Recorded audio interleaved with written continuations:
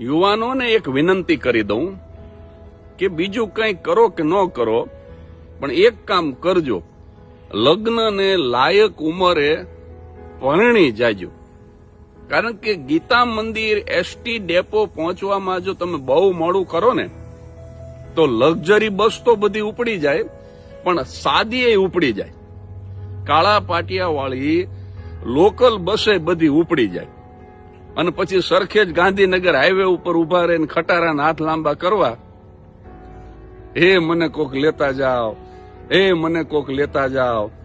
અડધી પોણી કલાકે એકાદો કપચી ભરેલો ઓવરલોડ આવે ખરો,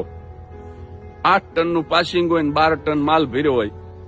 ઈ આમ તમે ઓશિયાળા મોઢે હાથ લાંબા કરતા હોય તો તમારી દયા ખાઈને કદાચ ડ્રાઈવરની કેબિનમાં તમને બેહાડે ખરો, પણ એ સરખેજથી બેસાડે ને સાણંદ ઉતારી દે, એ સુરેન્દ્રનગર સુધી ન પહોંચાડે. તમારા ડેસ્ટિનેશન સુધી પહોંચવું હોય, આરામદાયક પ્રવાસ કરવો હોય તો એડવાન્સમાં રિઝર્વેશન કરાવી, સરસ મજાની એર કન્ડિશન બસ હોય, વિન્ડો સીટ હોય, સરસ મજાનું મૂવી આવતું હોય, બહારના દ્રશ્યો તમે જોતા જતા હોય,